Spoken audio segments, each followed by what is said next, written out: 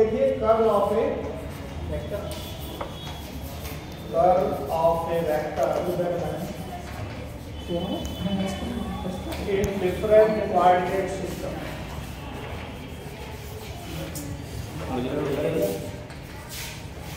मेरा था तो आ रहा है। हाँ ये ना लाइट जला दो, अंधेरा आ रहा है, अंधेरा आ रहा है, वो लाइट ही जल ठीक है। इधर अंधेरा है, लाइट जला रहा है। अच्छा कोई बात नहीं, लाइट का किधर से पता नहीं लाइट चल तो रही है। अच्छा ये बात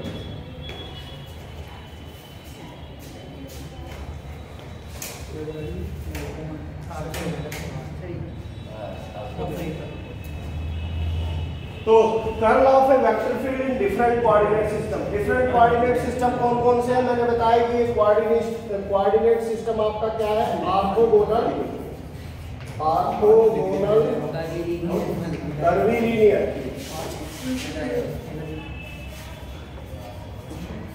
राइट।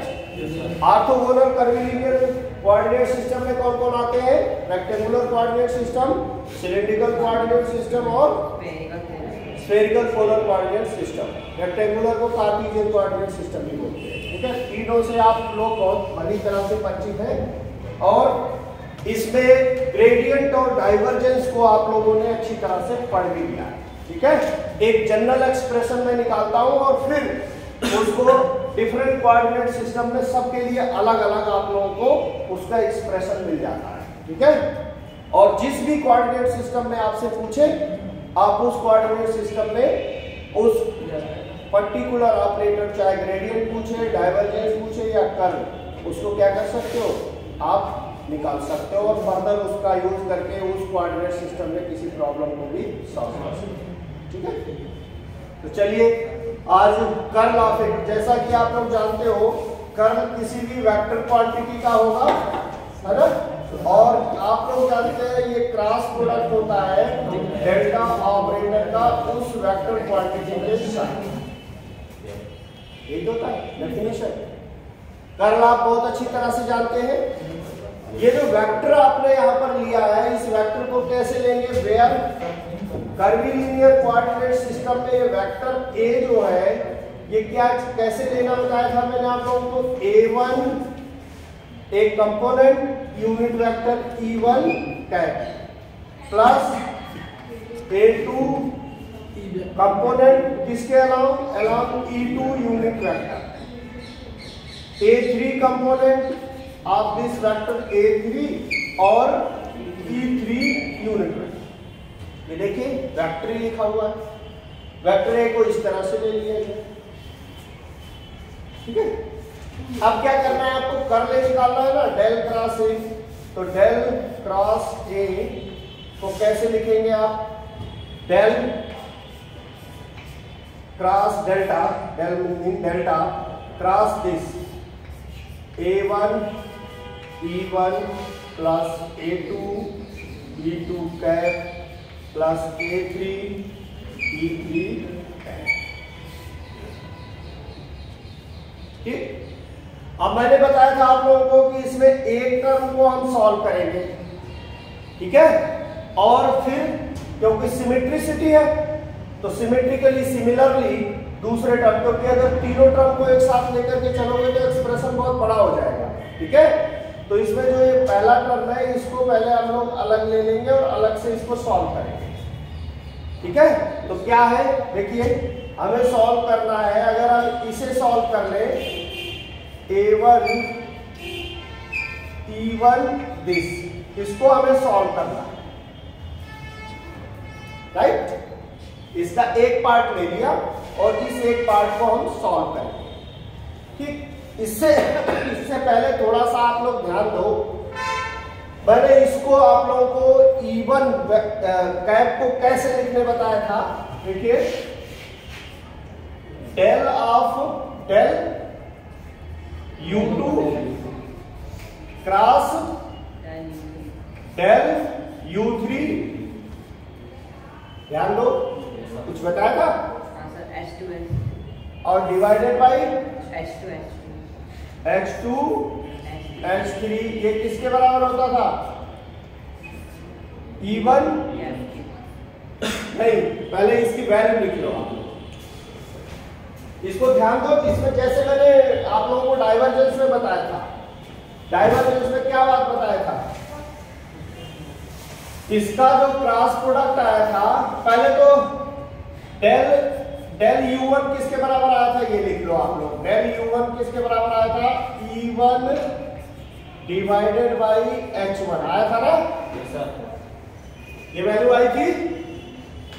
और ये वैल्यू क्रॉस प्रोडक्ट करके भी E1 निकाला जा सकता है, तो आप इसको चाहे तो आप इसी को ही लिख दो अभी पहले, ठीक है।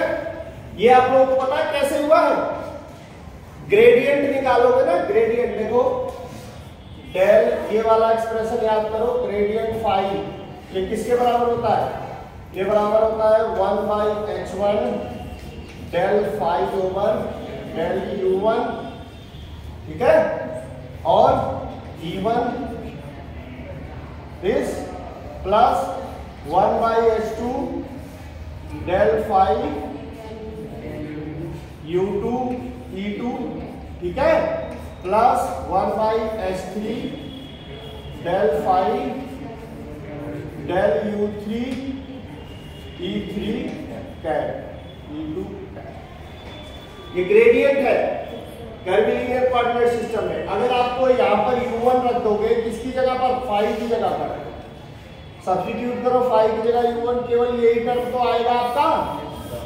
फाई जब U1 हो जाएगा, phi is equal to U1, तो यहाँ फाई U1 रखोगे 0 हो जाएगा, यहाँ फाई U1 रखोगे ये भी 0 हो जाएगा, केवल इसी की वैल्यू ये वैल्यू 1 हो जाएगी। तो ये क्या मिलेगा आपको, E1 cap divided by H1, ये वैल्यू तो आई आपकी डेल U1 की। देखो इसका हमें यूज करना है, इसका आप क्या करने जा रहे हैं, यूज करने जा रहे हैं। मतलब यहां से E1, this implies that E1 cap is nothing but this is H1 del U1। इसको यूज कर सकते हैं ना। ये वैल्यू E1 की जगह पर ये वैल्यू रखने जा रहा हूं, देखो क्या हो जाएगा, this will be del cross A1 H1, ये तो कांस्टेंट होता है, ये दोनों क्या है, कांस्टेंट, और साथ में वेक्टर आपका लगा है क्या, डेल U1, ये वेक्टर है, ये डेल U1 है, ये कांस्टेंट है, ये वेक्टर है। अब यहां पर यूज करोगे आप लोग, देखिए यूजिंग, क्या यूज करने जा रहे हैं, कर्ल ऑफ, कर्ल किसी भी वेक्टर का curl of phi and A vector A, ये आइडेंटिटी यूज करेंगे। कर्ल का मतलब ये है डेल क्रॉस, डेल क्रॉस, ठीक है। जैसे डाइवर्जेंस का आपने पढ़ा था उसी तरीके से यहां भी एक क्या करने जा रहे हैं, यूज करने जा रहे हैं। क्या होगा, ये होता है phi cross del cross A plus, ठीक है, ग्रेडियंट ऑफ दिस, इसका डेल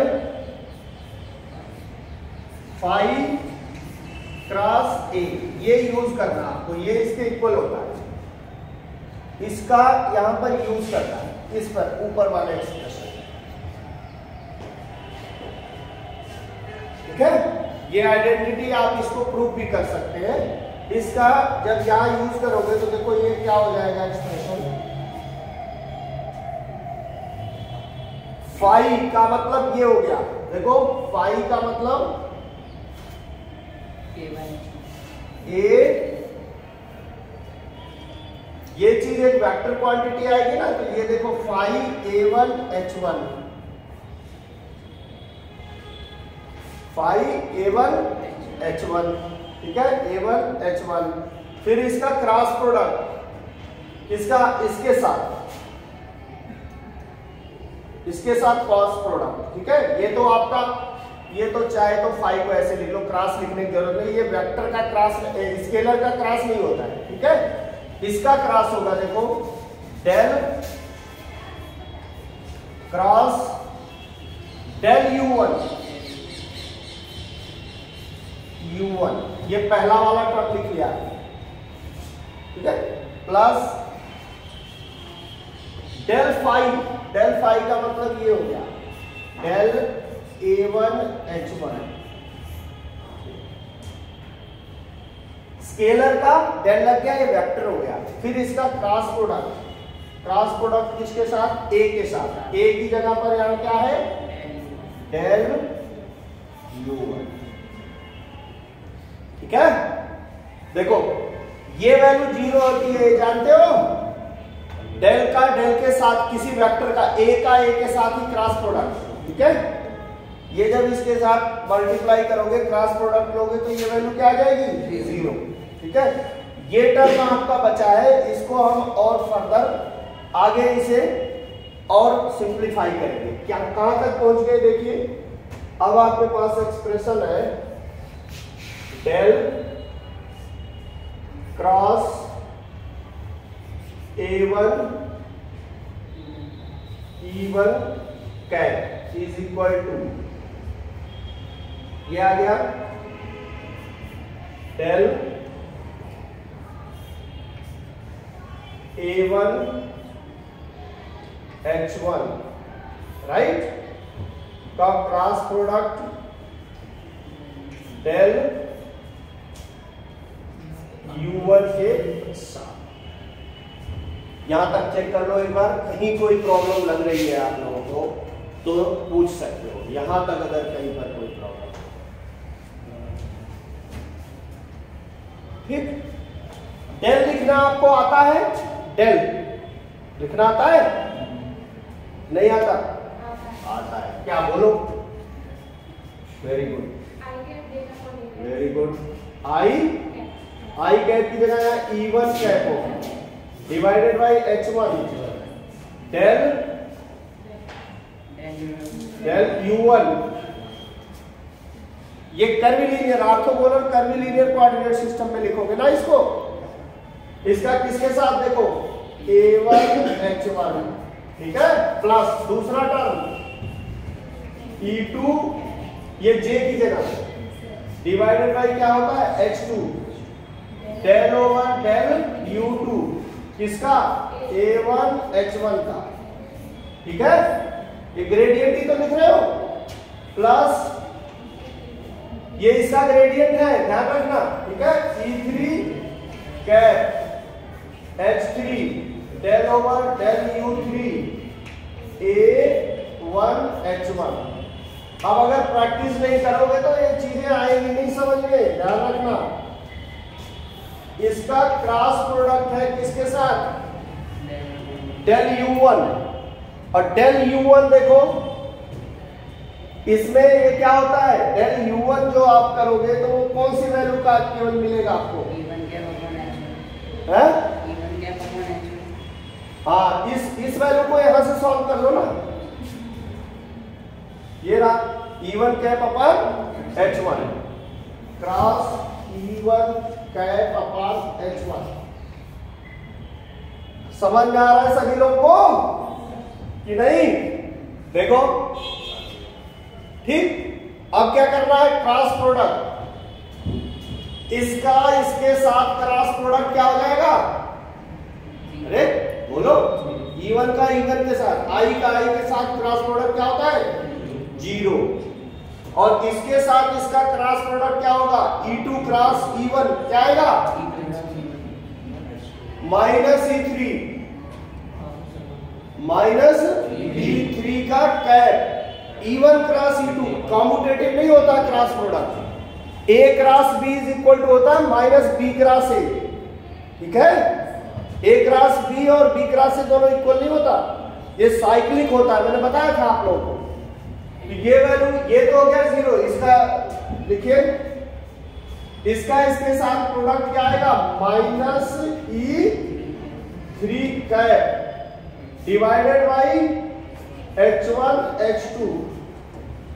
देखो ध्यान से देखो, ठीक है, कहीं कोई गलती है नहीं। ये लिख लिया। फिर डेल ओवर डेल U2 किसका, A1 H1 H1। यहां क्या होगा, E3 क्रॉस E1 है, माइनस कौन बोल रहा है, अरे E1 E2 E3, फिर E3 से E1 आओगे, साइक्लिक होगा ना, तो E2 आएगा प्लस, ये क्या आएगा, प्लस आएगा E2 divided by H3 H1। देखो साइक्लिक करना है ना, del over del U3 A1 H1 का।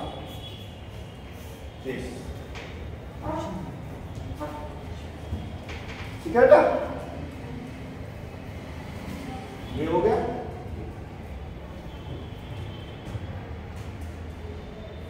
ये किसकी वैल्यू आई है, डेल क्रॉस A1 E1।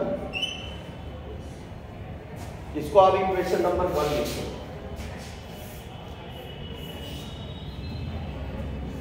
अब हम लोग सिमिलरली दूसरे वाले टर्म की वैल्यू देखो, दूसरे वाले टर्म की वैल्यू भी हम लोग बड़े आराम से लिख सकते हैं। ये वाला टर्म हमने लिखा है ना, दूसरा टर्म क्या होगा, similarly del cross A2 E2 cap is equal to,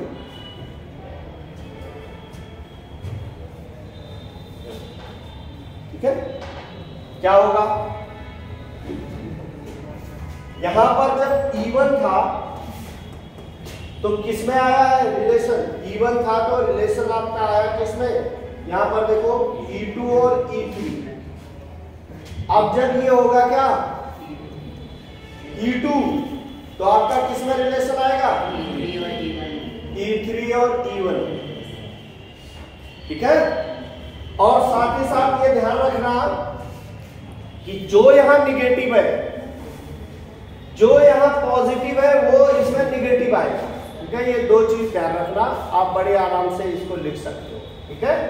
तो सबसे पहले क्या लिखा जाए, क्या लिखा जाए बोलो, E2 है तो E3 लिखा जाए, चलो E3 और E1 में आएगा ना, और यहां ये पॉजिटिव है तो ये क्या आएगा, देखो एक तो आएगा तुम्हारा E3, ठीक है, नहीं E3 में लिखोगे ना, E3 और E1 में लिखोगे तो E3 यहां निगेटिव है, तो लिखो E3 कैप पॉजिटिव, ठीक, डिवाइडेड बाई क्या लिखोगे,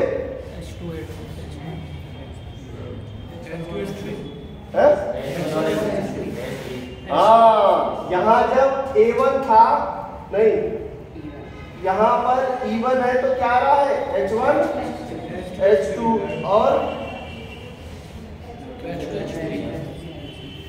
क्या आएगा, H2, क्यों H2 H3 क्यों आएगा,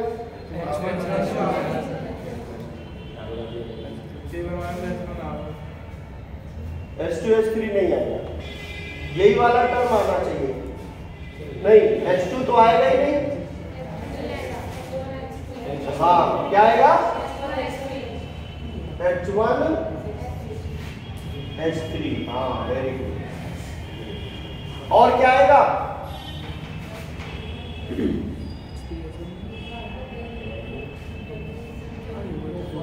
डिफरेंशिएशन किसका आएगा, देखो नहीं सही नहीं बना पा रहे क्या, देखो जब ये A1 है तो इसको कायदे से ऐसे समझ लो, यहां बन रहा है ये डेल U2 और डेल U3 और ये डेल A1 H1 A2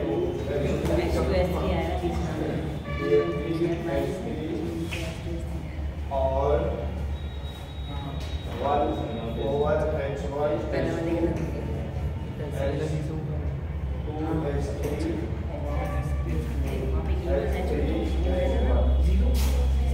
ये वाला तो पहले आपका सॉल्व हो चुका है।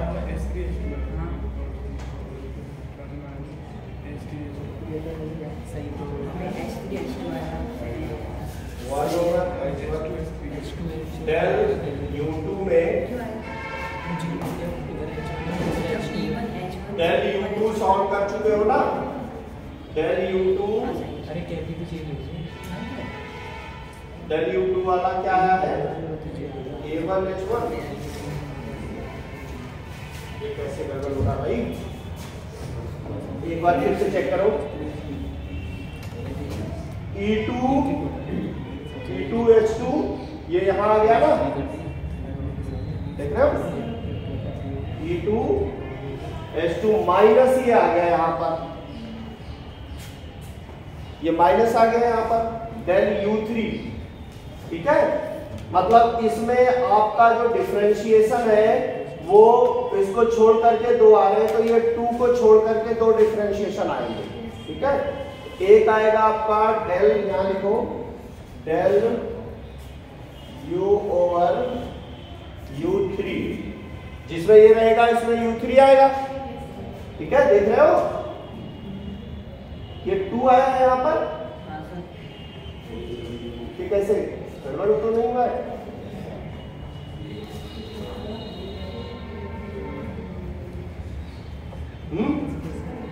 या इसको रख करके एक बार देखो क्या बनता है, एक्सप्रेशन क्या बनता है।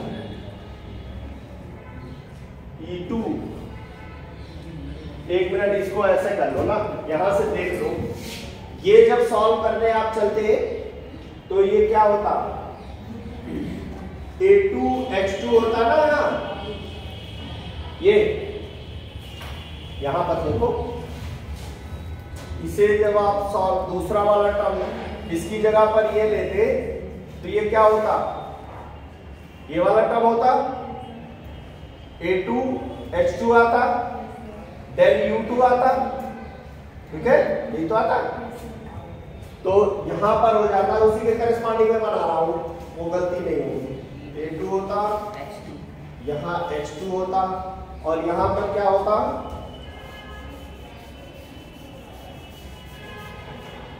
क्या होता बोलो, है A2H2 होता। अब सही होगा आपका A2H2,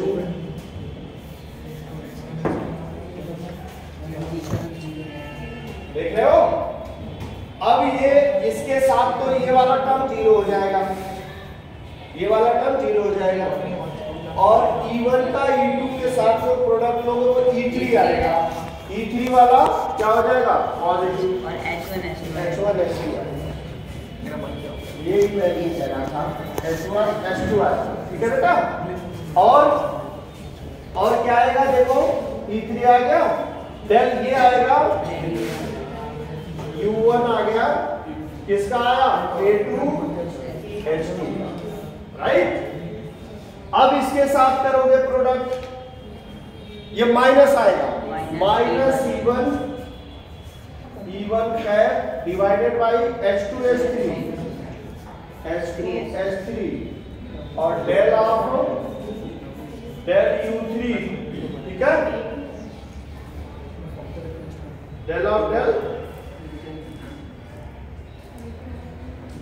U3 आ रहा है,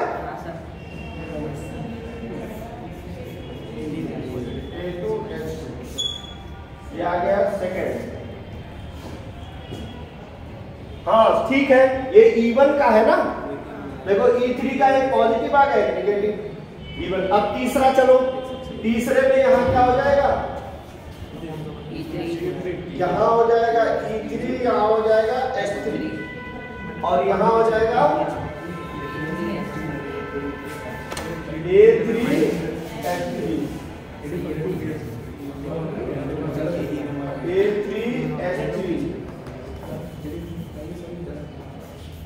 A3H3 करिए।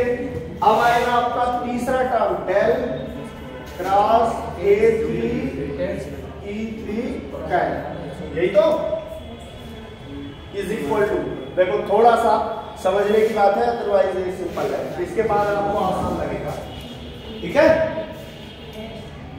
अब देखिए इसका E3, अब की बार ये कैंसिल हो जाएगा, इस बार ये मिलेगा आपको, तो E1 का क्रॉस E3, ये माइनस देगा E2, minus E2 can divided by क्या आएगा H1 H3, और डेल ऑफ डेल U1 किसका A3 H3 का, ये माइनस हो गया। फिर ये इसके साथ आएगा E2 E3, E1 प्लस का ही आएगा E1 का डिवाइडेड बाई H2 H3,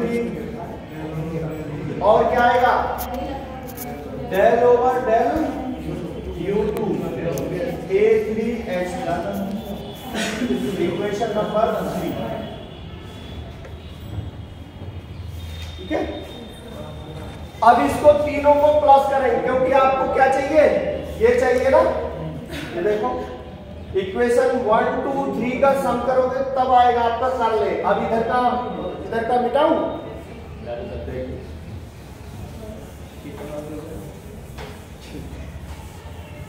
तीनों का सम करेंगे तो कर्ल ए आएगा।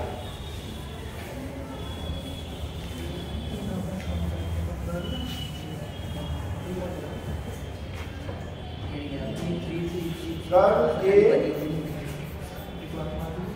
that is del cross A that is equal to cross A। अब इसमें देखिए दो टर्म एक साथ ले रहा हूं, E3 के टर्म कहां, ये है ना, इसको एक साथ ले, देखो ये कॉमन होगा, ये E3 ये पूरा फैक्टर कॉमन है, तो ये होगा, पहले E1 वाला लेते हैं, है ना, E1 वाला, E1 ये है और एक E1 ये है, तो देखिए E1 cap divided by H2 H3 common आ जाएगा, क्या बचेगा अंडर ब्रैकेट, अंडर ब्रैकेट होगा आपका प्लस वाला पहले बोलना, ठीक है, del over del U2 A3 H3 का, और माइनस कहाँ है U1 का, ये H2 H3 वाला कहाँ है, वो है ऊपर, डेल ओवर डेल U3 किसका है A2 H2, एक तो ये हुआ था, plus E2 cap divided by, E2 cap के साथ क्या है H1 H3 या H3 H1, ये है आपका आउटसाइड द ब्रैकेट। अब क्या आ रहा है, पॉजिटिव वाला पहले देखो E2 del over del U3 A1 H1 minus del over del U1 किसका A3 H3, ये दूसरा टर्म हो गया, plus E3 cap divided by H1 H2, क्या आया, पहले पॉजिटिव वाला लिखोगे ना U1 del over del U1 इसका A2 H2 का, minus del over del U2 A1 H1, ये अभी इसको मैट्रिक्स उसके डिटरमिनेंट फॉर्म में लिखूंगा, ठीक है, डिटरमिनेंट फॉर्म में जब आप लिखोगे तो बहुत सिंपल हो जाएगा। ठीक है, इसमें एक काम कर लो आप लोग, यहाँ पर H1 का मल्टीप्लीकेशन कर लो और यहाँ पे भी H1 का कर लो, ठीक है, यहाँ पर H2 का मल्टीप्लीकेशन कर लो और यहाँ पर भी H2 कर लो। मैथमेटिकली तो कुछ नहीं कर रहे हो, पर आपका देखिए फायदा होने जा रहा है। यहाँ पर H3 का मल्टीप्लीकेशन कर लो और यहाँ H3 का मल्टीप्लीकेशन, ये काम और कर लो, ठीक। अब ये चीज कॉमन हो जाएगी आपकी, क्या 1/H1H2H3। अब मैं इसको डिटरमिनेंट फॉर्म में लिखने जा रहा हूं। देखो 1/H1H2H3 ये तो है कॉमन। डिटरमिनेंट बनाऊंगा किसका, पहली रो बनाऊंगा H1 E1 कैप की और H2 E2 कैप, ठीक है, और फिर बनेगा H3 E3 कैप। देखना अभी आपको वही एक्सप्रेशन सेम होगा। पहला रो, ठीक है, ये लिख लिया, ये लिख लिया, ये लिख लिया, ये लिख लिया, ये बाहर आ गया। पहला ये होता है, अब इसके साथ मल्टीप्लिकेशन ये लिखना है ना। तो अब यहां पर आप दूसरी रो में लिखना del U1 sorry del over del U1 del over del U2 del over del U3 और यहां लिखना A1 H1 A2 H2 A3 H3। Solve करके देख लेना, यही वैल्यू आएगी निकल के। ये क्या चीज है, curl A, del cross A, del cross A। देख लो, चेक करा देता हूं।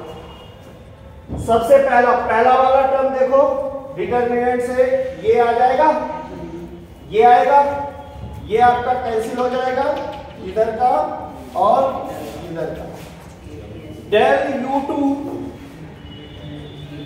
U2 A3H3 minus del U3 A2H3 हो गया।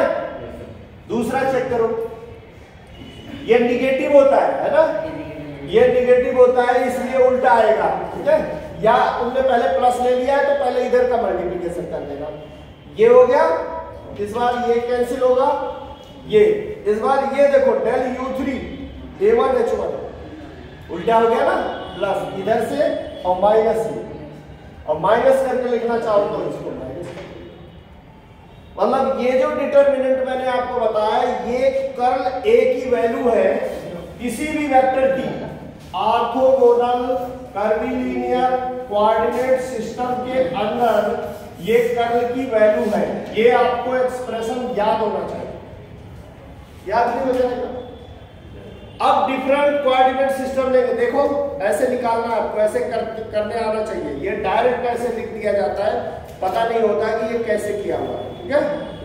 तो इसको आप बड़े अच्छे तरीके से प्रैक्टिस कर लेना। अब एक एक करके सबसे पहले चेक करते हैं कार्टेशियन कोऑर्डिनेट सिस्टम में, ठीक है। तो कार्टेशियन कोऑर्डिनेट सिस्टम क्या होता है, देखो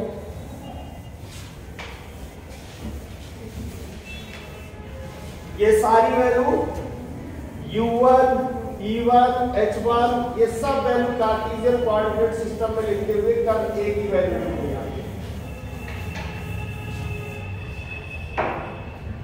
तो first consider Cartesian coordinate system.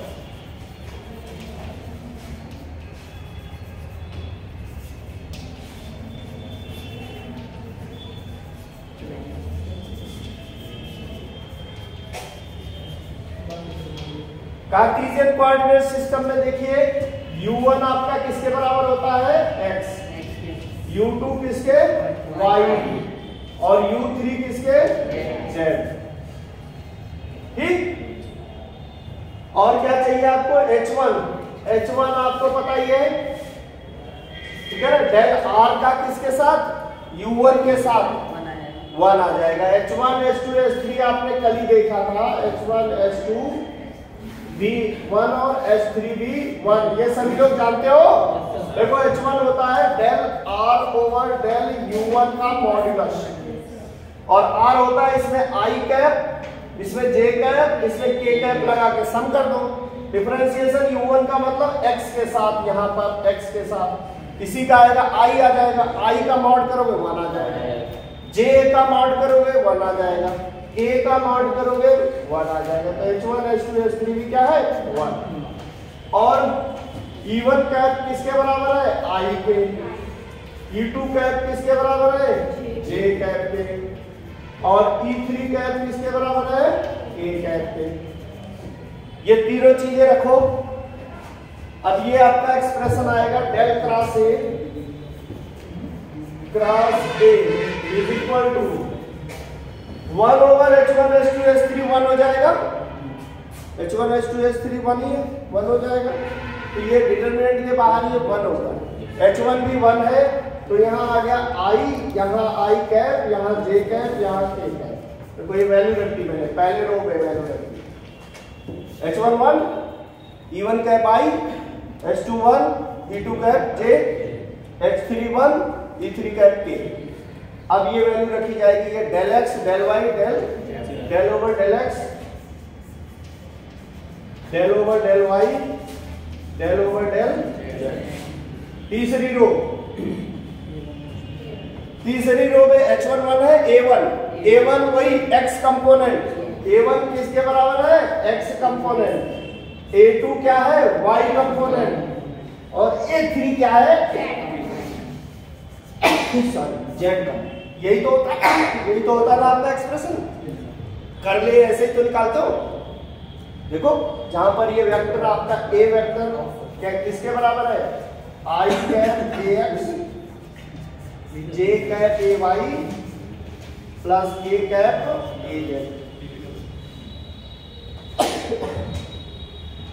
ये तो था, ठीक है।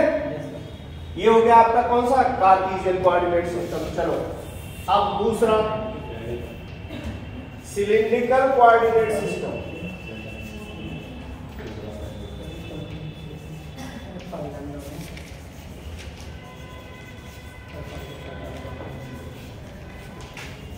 चलिए लिखना शुरू करिए। u1 इसमें किसके बराबर होता है, रो, u2 5, u3 z। Very good. h1 याद है 1, h2 रो, h3 1। तो बहुत तेज हो गए हो स्मार्ट। अब ये क्या है, e1 cap rho cap, e2 cap 5 cap, e3 cap z। अब चलिए इसमें लिखना है आप लोगों को del cross A, del cross A 1/h1h2h3 1 over rho. Determinant से बाहर क्या हो जाएगा, 1/रो। पहली लाइन h1 e1 मतलब h इसी का तो रो कैप, ठीक है।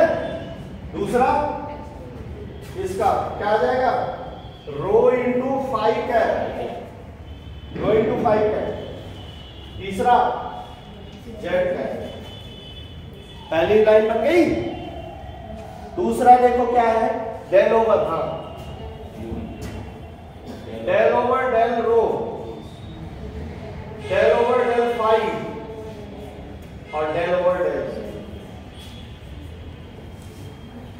क्योंकि आपको जो ए दिया रहेगा ना वो 5 रो और जेड में दिया रहेगा। ए किस में दिया रहेगा, 5 रो और जेड में।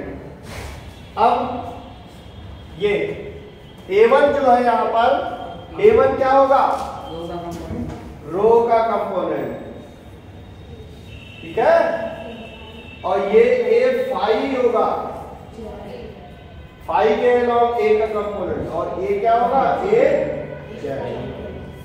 ये सॉल्व कर लीजिएगा, आपका कर्ल निकल आएगा उस वेक्टर का। और ये वेक्टर अगर आपसे कोई पूछे कि वेक्टर कैसे लिखा होगा, ये वेक्टर ऐसे लिखा होगा। दिस वेक्टर इज, तो सबसे पहले रो कैप इनटू के रो, ठीक है, प्लस 5 कैप इनटू 5 रो, 5 कैप इनटू 5 कैप इनटू क्या, A5 plus Z cap into A, ऐसे लिखा।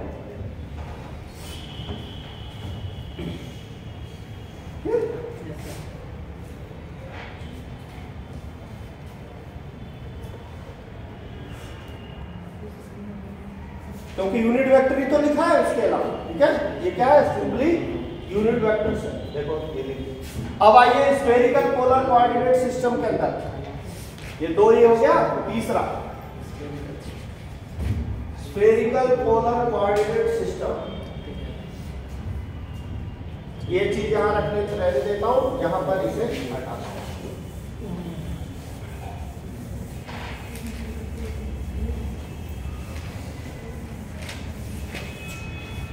Third spherical polar coordinate system.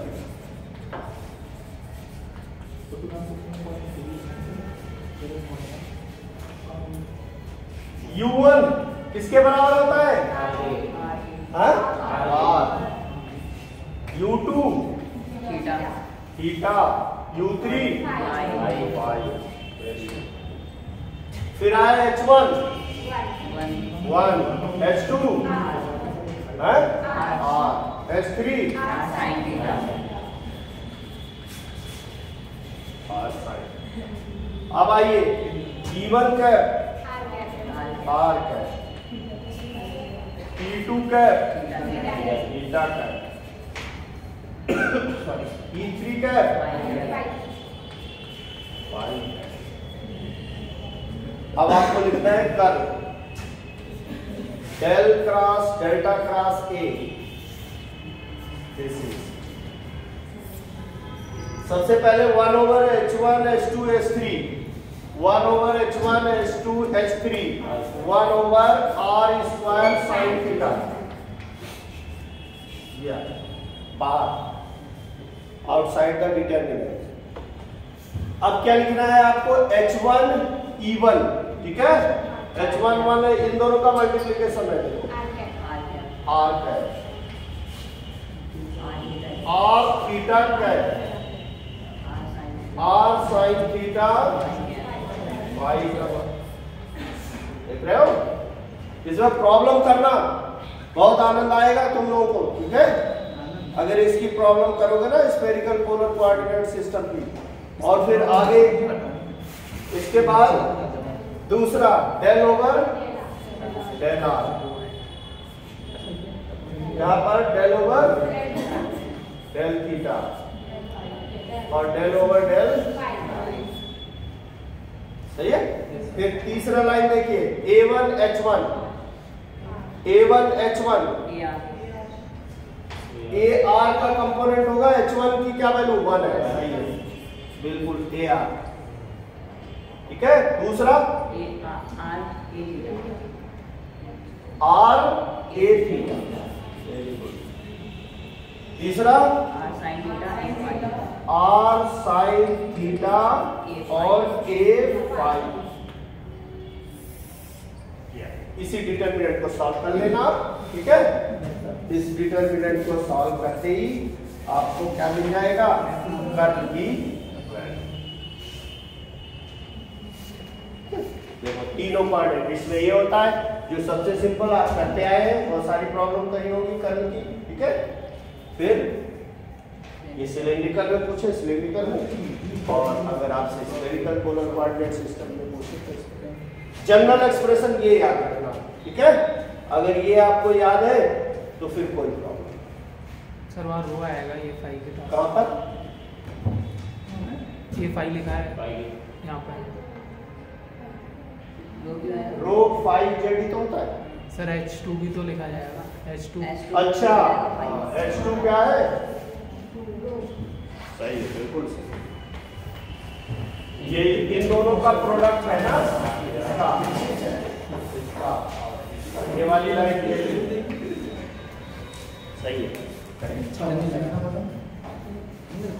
ठीक है। तो जिसको कर लेना, टाइम भी हो रहा है तुम लोगों का।